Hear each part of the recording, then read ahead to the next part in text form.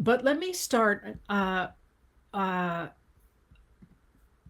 with what is really, to me, the most interesting thing in the news right now. There's a number of things actually that I've been thinking about. As you know, with the book now being wrapped, I've got more time just to sit and think. Well, sit, not really, but to think and to think how things fit together. And one of I'm fascinated, of course, by the Republican Party, but I'm also fascinated by this administration, the Biden administration's work with NATO and with attempting to create regional groupings of around around the globe, and to have the United States be part of that seat. So while everybody is focusing right now on things like Senator Tommy Tuberville from Alabama, his crazy statements recently about white nationalism, denying that white nationalism is racist when it literally means a nation based on white supremacy.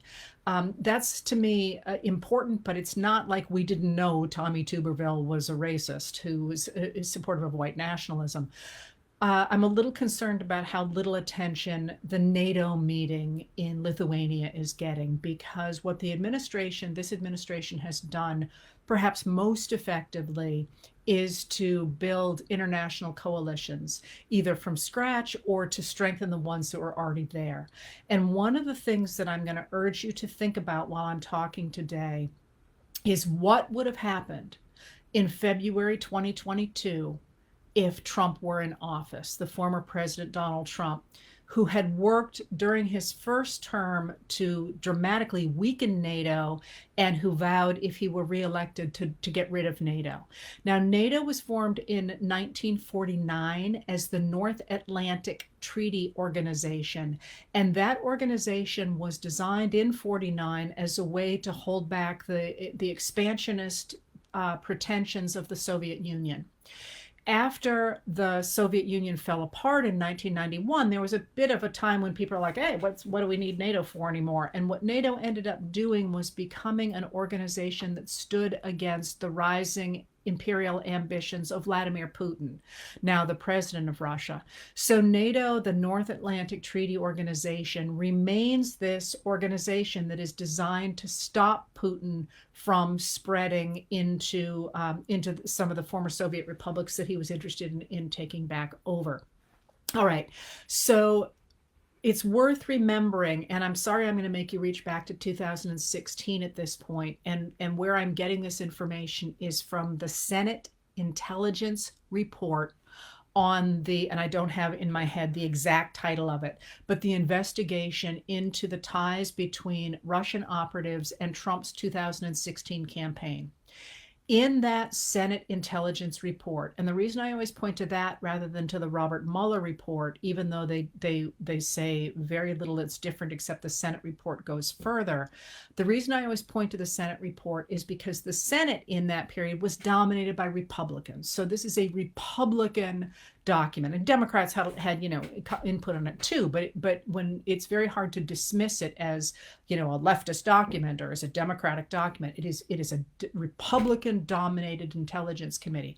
In that collection, in that report, and if anybody's interested, you can call this up online and you can search for the word Gates or the word Manafort. And both Gates and Manafort testified that their early conversations before the election of 2016 with Russian operatives were the were the interest of Putin to gain control over 4 of what are then the Western oblasts in Ukraine. He wanted to take those over. And the idea was to put in according to Manafort and Gates in this testimony, the idea was to put in puppet governments, essentially. Well, if you think about it, that is really pretty much what Putin tried to do militarily after February 2022, is to go into those regions and to take them over very quickly. And if you remember, and you might not, because it was a sort of a flash in the pan, it happened very quickly. He actually at one point held elections in those 4 oblasts, which are like provinces, kind of. And in those elections, they said, oh, we're actually Russian. Well, of course, they were completely made up. But the reason that matters is because if you think about what has enabled the Ukrainians to hang on, which nobody expected. If you remember, when Putin invaded the first time, invaded Ukraine the first time in 2014, he was still in the country and that war was ongoing, but he managed to grab a whole lot of territory, including Crimea. So when he went back in 2022, and as I said last week, I think, or a few weeks ago, whenever one country invades another, the important thing to look at first is what's happening internally to that country that is invading, because almost always the reasons for an invasion, not a defense, but an invasion, are internal. So he was facing a lot of opposition. He's facing a contracting economy in 2022, and he made this quick dive to get control over that part of Ukraine. Now, Biden, once he took office, and along with his Secretary of State, Antony Blinken, who's been just a phenomenal Secretary of State and was a career secretary, career diplomat, worked really hard behind the scenes from the beginning to pull NATO together and to strengthen it after Trump had really tried to rip the bottom out from underneath it, strengthen it to resist encroachments from Russia.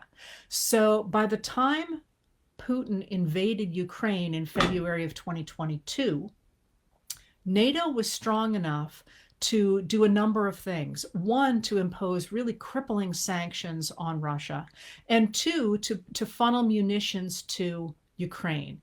And in all that, that is not to say that this is not the Ukrainians' fight. The Ukrainians have become the symbols of the protection of democracy. And one of the things that military scholars will tell you is that what really made a huge difference to the Ukrainians after 2014 is they worked really, really hard, both at basic training and at strengthening their supply lines, and all the sort of boring, not very flashy things that move an army, the Ukrainians nailed. While the Russians had all these flashy equipment, or were supposed to, it turned out that it had all been, or most of it had been pilfered by oligarchs. They were kind of going for the flashy stuff that looks great on paper, but that doesn't necessarily win a war. So Ukraine managed to hold their ground in 2022. And into 2023, where we are now, right? So the reason that was possible is because of that strengthening of NATO and all the alliances that were supporting Ukrainians, not necessarily NATO allied, but AUKUS and all the other different allies that the Biden administration has worked really hard to pull together. And crucially, as he has worked to pull those together, he's not out there saying, "Hey guys, look at me, look at me, look at me, look what I've done." He's really operated behind the scenes and really tried to bring people together and let other people take the lead. So what's happening right now is that with the aggression of Russia, both Finland and Sweden, who had not allied with NATO after 1949 and hadn't still, went ahead and asked to join NATO. That's a really big deal. That they said, we've been, certainly they cooperated with NATO, but they said we didn't want to be part of that for all those years. Watching Russia's behavior in the last year, they've said, never mind, we'd really like to be part of NATO. All right, so that's the scene back there. And of course, this is enormously important because of where those countries are located. But Finland especially has, I forget how many hundreds of miles the border is. I want to say about 500, but don't quote me on that. Has a really long border with Russia. So what was happening this time in NATO, as NATO is going to meet in Lithuania, is that Turkey, which is a member of NATO, and I'll tell you more about that in a minute, is actually one of the original members of NATO. Turkey said, we don't want Sweden. And you have to have unanimous consent for somebody to come in. And Turkey said, we're not going to let Sweden come in. We don't want Sweden to come in. So the real question at this meeting was going to be, what about Sweden? What about Turkey? What is Turkey going to require before it will say, yes, Sweden can come into NATO? And by the way, Hungary had also said it was not going to let Sweden go in either, but Hungary was basically holding off and waiting to see what Turkey was going to do. All right, so that was the case 2 days ago. Yesterday, I think, I kind of lose track of days, but I think it was last night, Turkey dropped its opposition to Sweden coming into NATO. That's a huge deal. That's a huge deal because what it says is that Turkey, and the reason I said I'll tell you more about Turkey in a second, Turkey's leader, a man named Erdogan, had been moving closer and closer to Putin for a long time. And if you think about the structure of global forces when Biden took office, there was and is, I shouldn't, I mean, I'm not saying it doesn't exist anymore. I'm putting us back in 2020.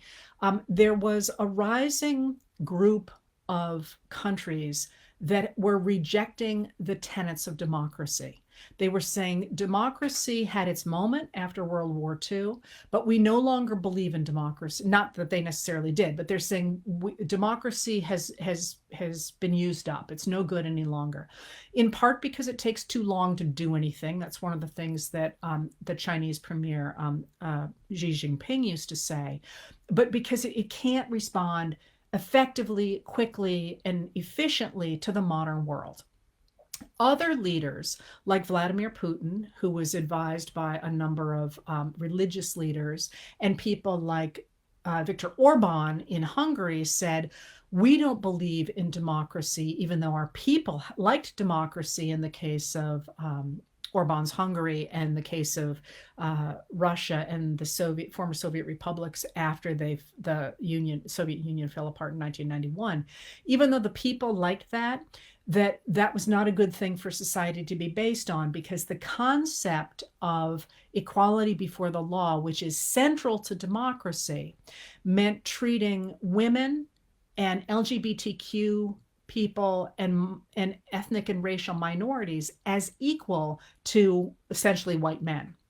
And they took a look especially at LGBTQ plus equality and women's equality and said, that has broken down traditional gender roles and traditional patriarchy in our society, and it has created an anarchy in which people don't even know what a woman is, which again is language you've seen picked up in the United States. That's what things looked like then. And then in I can't remember modern years. I can remember old years. By the way, today is the anniversary, July 11th, 1804, of the day when Aaron Burr shot Alexander Hamilton. That I could nail, but this business of 2 years ago is beyond me. And by the way, it's impossible to mention Aaron Burr without saying Aaron Burr. And if you don't know what that's from, it's that milk commercial. You should look it up. It's my favorite commercial on earth. What happens then is that, if you remember, right before Putin invaded Ukraine, he and Xi from China had a summit or a conversation in which they swore loyalty to each other, tying China to Russia. And if you think about what things would have looked like if the Ukrainians and NATO had not held, that was a great move. This idea that they would ally and then they would take over part of Ukraine, which would have thrown NATO and the countries in Europe that are members of NATO back on their heels. You would have had this moment in which it certainly would have looked as if democracy was on the ropes and authoritarianism was on the rise. And that's certainly what places like Freedom House, which looks at the health of democracies, have been saying now for a number of years, that democracy is in real trouble. Instead, because the Ukrainians held, because NATO held, the Russia has been sapped economically, socially, politically, to the point that now you literally have Russians marching on Russia. You have the Russian economy in huge trouble. You've got Vladimir Putin tottering. It is astonishing, the destruction that has happened to the country of Russia in just a year and February, March, April, May, June, July, less than a year and a half. And just as an aside here, I'm going to go down a little bit of a rabbit hole. What is happening in Ukraine is truly horrific, truly horrific. And for that alone, as far as I'm concerned, we should continue to support the Ukrainians. But I will point out that the money that we are funneling into Ukraine, which people like Lauren Boebert and Marjorie Taylor Greene, the first a representative from Colorado, the second a representative from Georgia, are screaming about being a waste of money, less than 6% of our defense budget. So essentially, without losing an American a member of the military, we have lost some volunteers over there, but members of the military, and with less than 6% of our budget, one of our key geopolitical rivals of 2 years ago has been destroyed. It is the most efficient use of money one could even begin to imagine. Okay, I'm going to climb out of that rabbit hole now and say that with that destruction, of course, Xi tied himself to that, which is like Roadrunner tying himself to an anvil. Now he's stuck with that. And as you know, they had this conference, I've lost track, a few weeks ago, in which essentially Russia had to become China's little brother. It's no longer operating on an even basis, but in fact, basically has to do whatever China says. At the same time that China got exposed with that spy balloon. Remember the spy balloon that everybody in the United States was screaming, oh, they're spying on us. Well, yes, but if you actually read the stories, the real story behind those spy balloons is that they were all over China's neighbors, and that caused them enormous amounts of embarrassment among the people, the countries in their vicinity that had been sort of leaning toward China. And then they were like, wait a minute, you guys are spying on us? We're supposed to be all on the same team.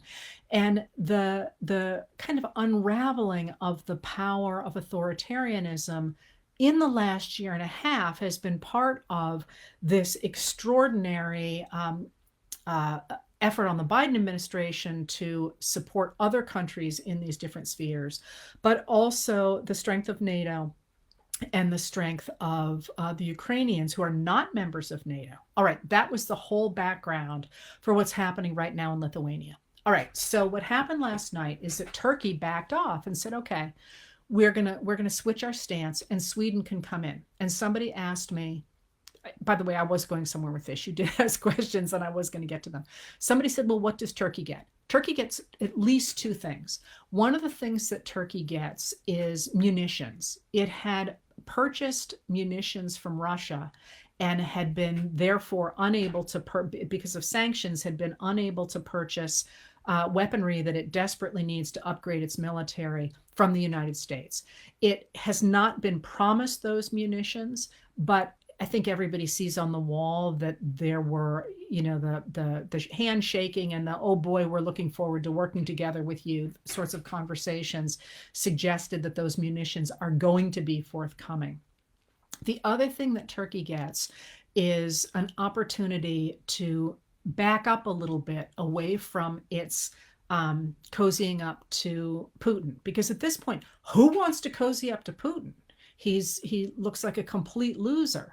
So Erdogan, who had been sort of moving toward the authoritarianism of Putin, is now backing off. And Turkey is in a crucially important geopolitical spot for both the Russians and the people who stand away from Russia. So he has the opportunity now to turn back to Europe. And if you read the news, one of the things that he kept asking for was admission to the European Union. Well, probably not going to happen. But what he is signaling there is, okay, I kind of screwed up and was making too nice with Putin. Why don't I make nice with you for a while? The way that took place was not easy. And this is one of the places where the Biden administration kind of has worked miracles, again, because of the fact that Biden is 1,000 years old and knows how to negotiate. He's one of the best negotiators we've ever had. So one of the people who was really standing against Turkey getting those munitions was Menendez, a Democrat from New Jersey. Clearly, Biden has figured out how to bring him on board. And, the negotiations were not just between Turkey and the European Union or whatever. There's Congress. There's all these different pieces that had to move. And getting Turkey to say yes, which again, is one of those stories that many people may not even notice in the newspapers, is actually like fitting a key into, another crucial lock to strengthen this alliance of democracy. Now, that's not to say that Erdogan is suddenly a good boy. He still is. Has all kinds of human rights violations, all kinds of reasons not to think that he's a good guy to have on your team. But the argument that they are making, and that many people are making, is that far better to have him as LBJ used to say, inside the tent pissing out than outside the tent pissing in. The idea that if he in fact wants to start cooperating more fully with Europe, he's going to have to clean up his act at home, rather than sort of sliding more toward the authoritarianism of people like Vladimir Putin and saying, hey, I can do whatever I want. We'll see how that plays out, but that right there was a really big deal. All right, so what is not happening there is, so I said there were three things. One was that. One is let me do the second one first, is climate. I hate to say we can't ignore it anymore, because a lot of us have not been ignoring it for a long time, but it certainly feels, and of course I'm always premature on these things, but it certainly feels like the extraordinary immediacy, the emergency of climate is ever more visible, and certainly more visible in the United States right now, not only with that extraordinary heat in the American South and the flooding in Vermont and New York, but with the fact that Farmers Insurance and one other insurance company is now simply refusing to write policies, homeowners policies in Florida. There will and is, I think, a point in which people recognize that this is not going to get better unless we make it better. And there are a number of things in place now that suggest we can make it better. So one of the things that came out today was that last year, for the first time, emissions actually dropped in the globally. But before anybody gets too excited about that, what they are saying, and what I was reading was saying, is that increased emissions from places like China are countering the lower emissions from places like the United States. That being said, the United States drop in emissions, while it's wonderful, was largely because we had such a mild winter, so that people were burning less fuel. All that to say that at least there's some movement, but there's not a solution yet. There are the pieces in place to create solutions, though. So one of the things that's happening in Lithuania is discussions about what the heck we can do to make this attempt to save our planet work. That being so put that aside, and then the other thing, of course, is Ukraine. So going into this meeting in Lithuania, Ukraine, of course, wanted admission to NATO, and was very clear about wanting admission to NATO. And there was no chance they were going to get admitted to NATO. Some places are calling for it, but remember that under the NATO charter, an attack on one nation is an attack on all nations. So once somebody is a member of NATO, if they get attacked, everybody shows up and everybody has to fight. And there is no freaking way that Joe Biden is taking Americans into a shooting war with Russia. I mean, that itself is several volumes of books, but that was simply not going to happen. And he said so. But remember, every time anybody gets into a negotiation over a law or whatever, somebody's always screaming, oh my God, he didn't get everything, he took a loss.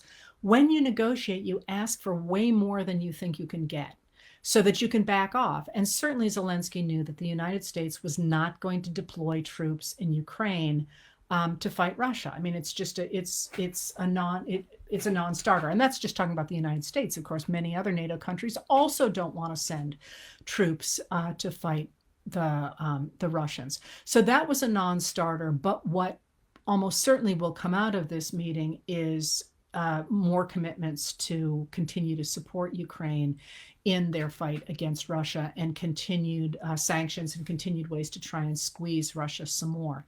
Now, you've asked about the cluster bombs or the cluster munitions. And there, somebody said, "Oh, calling it cluster munitions is an attempt to whitewash it." I actually don't think that that's the case. Cluster munitions it's funny. I saw something the other day that said that they date from World War I. In fact, they had them during the Civil War as well. And what they are is they're munitions that explode in the air, sending smaller dangerous bad things, smaller munitions over a much larger population. So, they used to be several hundred feet during the Civil War. Now I've heard they're as much as up to eight acres. I'm not a modern munitions expert. I'm pretty good on the Civil War munitions, but it can cover a large territory. So why don't people like these cluster munitions? Many countries have outlawed them. The United States has not. Ukraine has not, and Russia has not. Why don't people like them? They don't like them for two reasons. One, because of that incredible breadth of them, they can take out civilians. They're very not targeted compared to much more targeted munitions. But second, because of what's called the dud rate. So of these pieces that fly around, as they fall to the ground, a number of them don't explode, which means that then when somebody walks across them, they can get hit by these dud munitions that didn't explode earlier. So they're these long-term killers. All right, so what's going on here? A couple of things. They're not good weapons. They're horrible. I mean, is there a good weapon? But they are especially horrible weapons. So and as I say, a lot of countries have outlawed them. But what's happening here, I think, is a little bit complicated in that there's a lot of apples and oranges here. So the Russians have been using cluster munitions against Ukrainian civilians. So they're taking these munitions and they're dumping them into civilian areas. And this is why there's such extraordinary destruction in some of those civilian areas. But the weapons that they are using have a dud rate of around 30%. So a lot of those duds fall to the ground and then are left there. The weapons that the United States has said that it will now provide to the Ukrainians have a dud rate of less than 3%. So they're better, if you can say that, weapons. So that's just a difference in the kinds of weapons to begin with. But here's what stops me. And again, I'm trying not to take a moral stand on this, but this blanket, we shouldn't ever do this, I'm not necessarily convinced of, because remember that it is the Ukrainians who are asking for these weapons to be used in their own country. They're not asking for them so they can lob them at another country. They're trying to attack invaders in their own country with the understanding that they are then responsible for cleaning them up. So I don't think I want to take a stand on whether or not we should have done that, whether or not we should say they can have cluster munitions. But when those weapons are being used against them in their own country, asking for weapons to be used on those invaders in their own country is not, to me, an exact exchange for, yeah, I want to lob these at somebody else. This is saying we need to have the playing field leveled. So that's I think the argument. And as you know, it wasn't an easy argument. Biden spent a lot of time wondering whether or not he should do it. And a lot of people think he shouldn't. There's a number of people, especially Democrats, saying, we got to get rid of these weapons. We shouldn't have these weapons existing. I get that. On the other hand, they are already existing in this war, but the only people who have them right now, although the Ukrainians have been using them, they've run out of them. The only people who are getting to run out of them, the only people who have them right now are the Russians. And the Russians, as you know, are committing truly horrific war crimes in Ukraine. So that's what's happening there in Lithuania. And that watching NATO, it's very worth watching NATO because and all the other alliances. To me, I guess I was saying, I've been thinking a lot lately. To me, what's happening domestically in our country is very confusing, and it's very hard to see who's going to come out on top.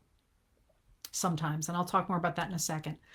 But what the Biden administration has done to shore up democracy in the world might well stand even if things go badly in the United States. And that's no small thing. So I'm actually fascinated by what's going on in Lithuania. All right, so you asked more questions as well here. The first one, oh, let me just say something actually about this. A number of people have written to me today to demand why I'm not talking about Israel and what's happening in Israel. And the answer to that is not that I'm trying to make a political statement by not saying anything, but because, as I keep saying, I'm trained as an Americanist. I really don't know anything about Israel. And I actually do know some stuff about NATO, obviously. And I'm trying to learn. And if there's a limited issue, I can do enough research to speak intelligently about it. But people seem to want me to make a big stand on what exactly is happening in Israel, and I'm just not qualified to do that. So I'm madly reading. I'm madly trying to be able to put together a big picture. But you shouldn't read anything into my silence other than it's not my lane, and I don't want to pretend that it's my lane when it's really not. One of the few things that I hope I'm really good about is recognizing my own lane versus other people's lanes, and trying to learn from other people. And I'm not trying to avoid this. I just need to know more before I can say anything intelligent. So don't read anything into the fact that I'm not talking about it, except that I'm not trained to talk about it. And it's going to take me a while to get up to speed. By the way, this is totally an aside. I'm trying to read out of my own field this summer because I need new ideas and stuff. And I'm reading a book right now, which I think is probably a very good book, but it's on medieval Europe. And I recognize just how hard it is to come up to speed in a new field, because I actually took medieval Europe in college. A lot of it. I actually started as a medievalist, but like, I don't even know where Constantinople is, right? I had to pull out the map and, oh, there it is compared to Rome. And it's not easy. People seem to think you can just pick up a book or look at the news and understand a whole new field. And I, anyway, can't do that. I recognize it's going to take you have to be able to vision, for me anyway. Like, you start telling me about a Civil War battle, man, I'm there. I got it. Or Reconstruction, or basically anything in America, because I have places to fit it into. You start talking to me about medieval Italy, and I'm like trying to map it onto World War II places, and it takes a while to get up to speed, and I'm just not up to speed on the Middle East. I'm hoping to get there, but literally I sit there reading Wikipedia going, wait a minute, which sect is supposed to be descended from the prophet, and when did they split? And I just don't know it. Anyway, all right, so what's happening in the United States? You asked some specific questions about that. How can Tommy Tuberville stop the confirmation of, I think at this point it's 265, although that's from Al Jazeera and I haven't double checked it, appointments for senior military officers? How can he do that? He can't stop it altogether technically. What he's done is he's put a hold on them. So you could, in fact, and Senator Chuck Schumer who's the Senate Minority Leader, could force each one of those 265 people through. But generally those confirmations are done by unanimous consent. That is, they come up, the votes are taken, and they move on pretty quickly. If you can't have that unanimous consent, which is a question of courtesy, it's just simply done, you have to fight each one through. You have to go through all the paperwork and all the different schedules to get each one through. And in order to do that, essentially the Senate would do absolutely nothing else. And it would take, basically it's a way to chew up time. So the fact that he's doing this is very unusual, and it is really deeply problematic for two reasons. Three reasons, maybe. One, because he says he's doing it because he disagrees with the Department of Defense policies that say that people needing reproductive care can have leave and money to go to a state where they can get abortion care, for example. And so that's problematic because one of the problems that are, aside from anything else, one of the problems our military has is getting enough people.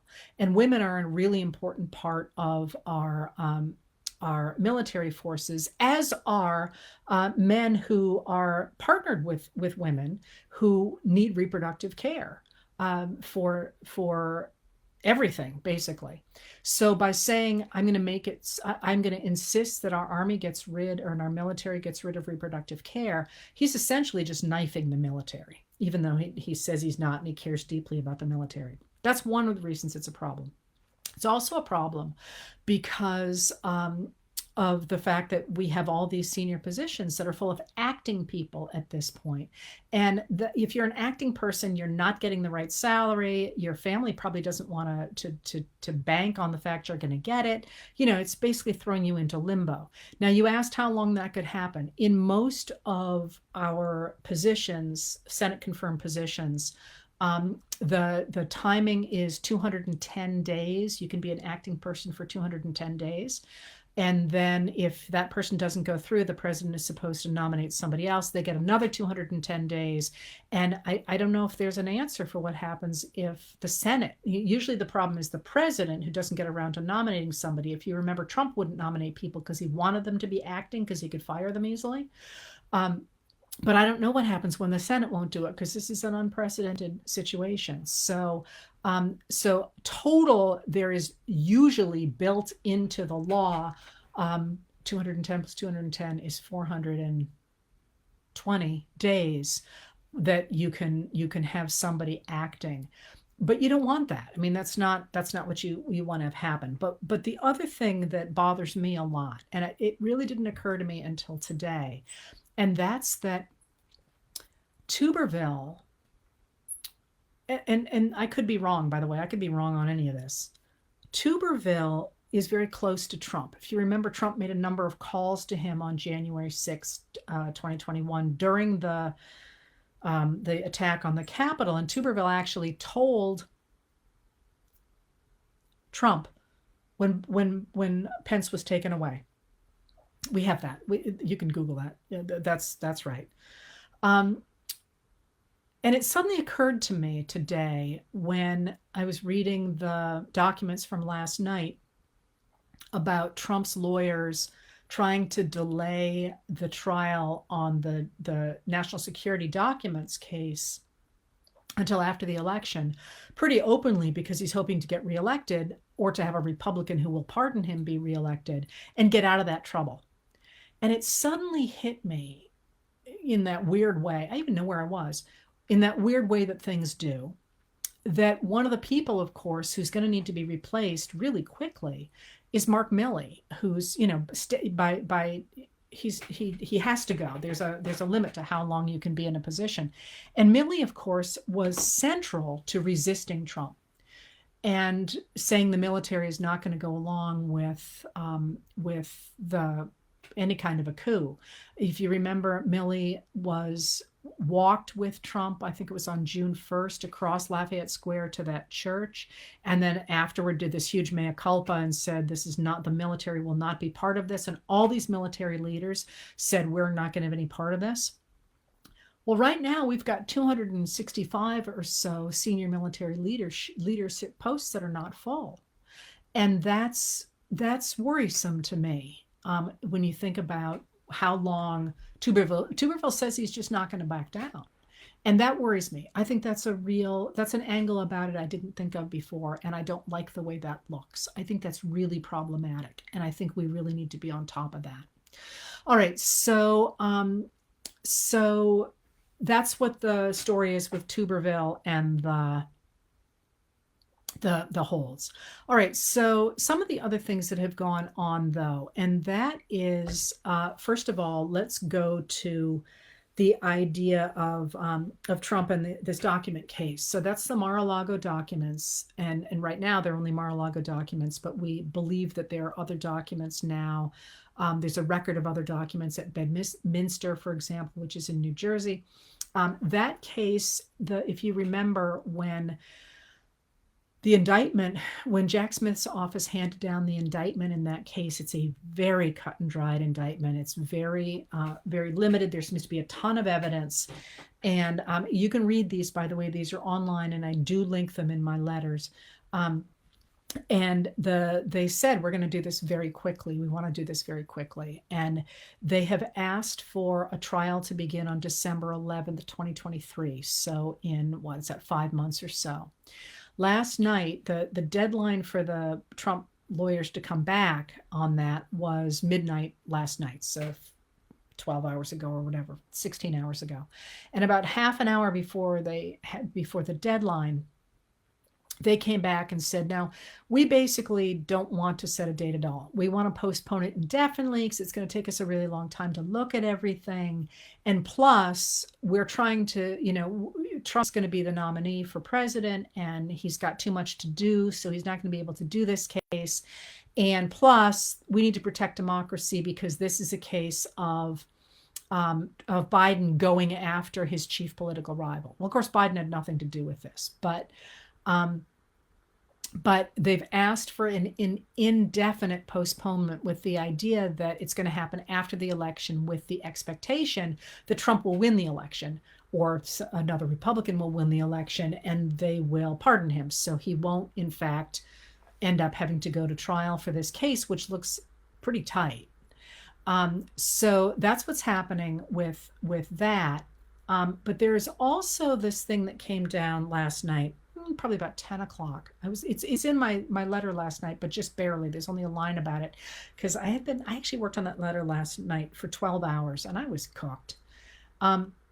And that's that, if you remember, so this is actually really sort of interesting if you think about the way domestic politics is working. So the far right Republicans, which is very hard to say, by the way, the far right Republicans, the Freedom Caucus, which is based in evangelical Christianity, overlaps almost entirely with the Trumpers and the people who were instrumental in trying to steal the 2020 presidential election. And they have started a number of committees or taken over a number of committees that are designed to use the power of Congress's power of investigation to undermine the Biden administration. And this, as I've said a million times, is a really old tactic for the Republicans. Really starting in 1986, they started to insist that they needed to do investigations to prove that the Democrats were doing terrible things. And that really takes off in 1994 when, under Newt Gingrich, a number of they investigate a number of elections that they insist are fraudulent. They never turn up any evidence, and then they say the reason they couldn't find evidence is because the Democrats hid it so well. And then, of course, we've got the investigations into Hillary Clinton's emails and into Benghazi, where at the time it wasn't Speaker, but rising Republican leader Kevin McCarthy, a Republican from California, actually said, hey, everybody had forgotten about this, but we started another investigation. And now look, everybody's thinking about Benghazi again. This is a thing. And they have really tried to make that happen in this administration, under this administration. And of course, Jim Jordan, a Republican from Ohio, is the chair of the Judiciary Committee in the House, which blows my mind, by the way. And in the Judiciary Committee, they have had a subcommittee, which is a committee on the weaponization of government. He also chairs that. And then there is the House Oversight Committee, which is chaired by James Comer. And I always say Comey, by the way, but it's Comer, a Republican of Kentucky. And they have been desperately trying to prove that Joe Biden has been on the take from China, has been corrupted by China, has taken, let me get the sentence out, has taken tons of money from China, and that all these things associated with Hunter Biden and Joe Biden and the Biden family. And there's a couple of things notable about that. First of all, they always talk about the Biden family or the Biden crime family. And this is really interesting because Bidens don't have a family business. Hunter Biden, who's in his 50s, for God's sake, has been a businessman. So has Biden's brother, whose name I don't even know. Joe Biden has never been in business with them. But I find this really interesting because, of course, there is a Trump family business. It is literally the Trump family organization. And they're trying to sort of both sides this, if you will, or it's an old it's an old propaganda technique to say, oh yeah, well they do it too. So they've keep talking about the Biden crime family and trying to tie Biden into this idea that he was part of whatever untoward deals his son and or his brother might have made. That is apparently still under investigation, but for all the allegations, there's not been anything there yet. There might be, who knows? But it's just an interesting use. It's a really, I mean, it's important to recognize that that's a propaganda technique. But so Comer, especially the chair of the House Oversight Committee, has been out in front of the cameras constantly talking about the fact they have this key witness who swears to all this and swears that Biden is corrupt and et cetera, and has been corrupt with the Chinese. The Chinese have been paying him off. Well, last night, as I say, probably about 10:30, the Department of Justice unsealed an indictment, and the indictment was from November 1st of 2022, but it was sealed. It was unsealed last night, and it was an indictment for that key witness that Comer kept talking about. We have this key witness, and he's this credible witness, and he's, you know, the bee's knees, and he knows all kinds of stuff.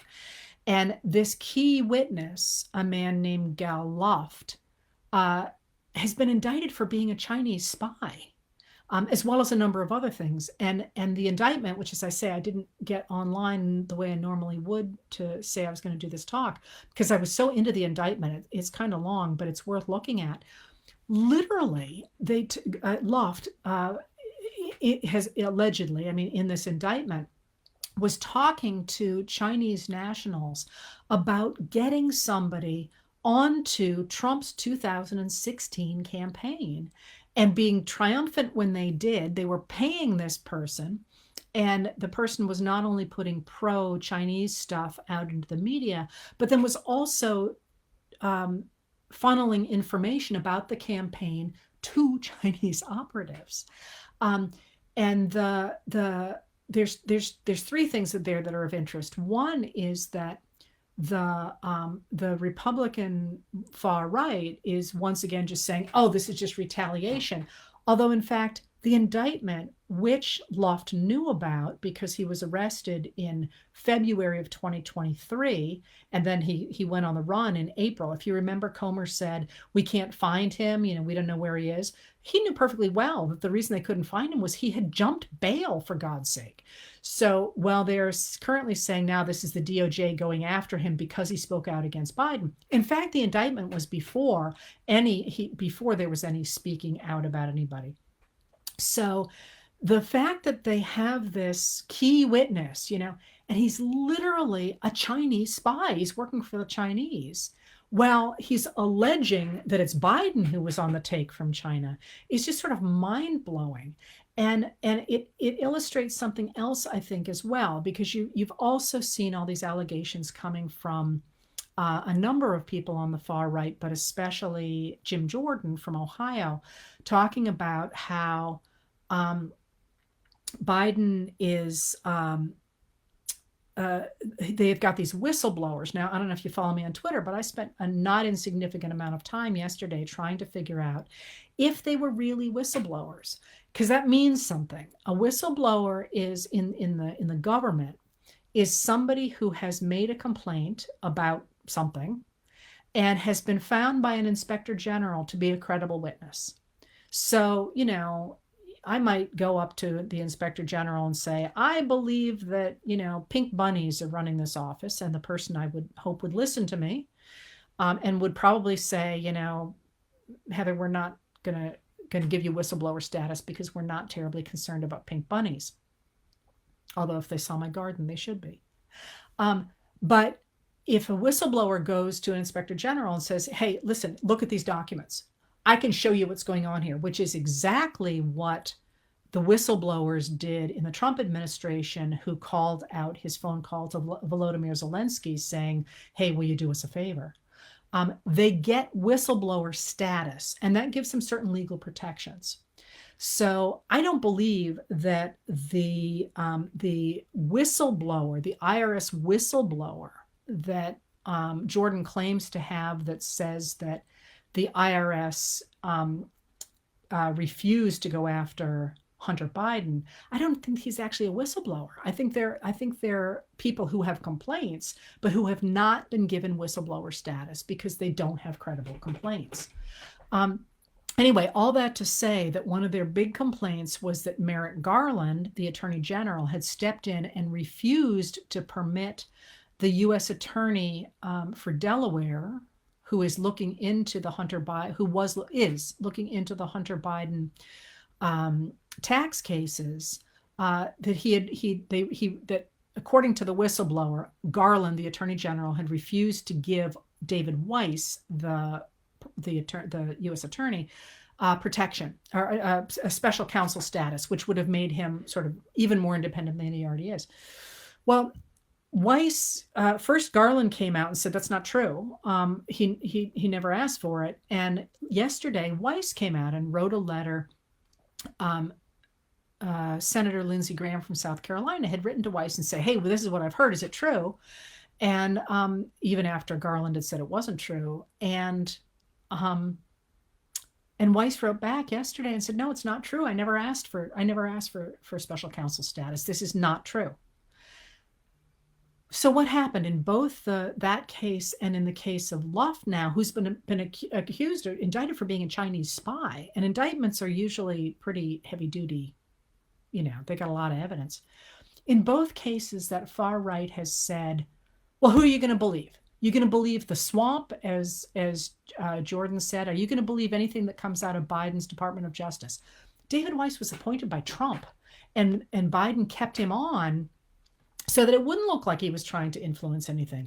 Weiss himself, a U.S. attorney, wrote to a member of Congress, which, you have to tell the truth to Congress, theoretically at least, and said, no, I never asked for that. That's not true.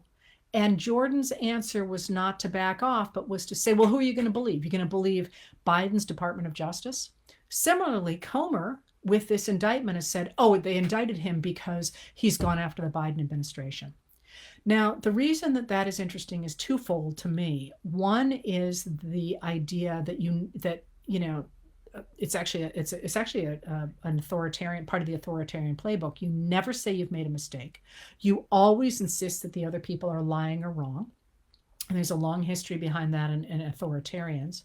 But also, it's very interesting to me, especially this issue with Loft, the degree to which the Trump administration was absolutely porous with other countries. And that's a real problem, to have our administration have foreign spies flowing through it the way it certainly appeared that the Trump administration did when he was in office, and now with these documents that he had continued to do afterward.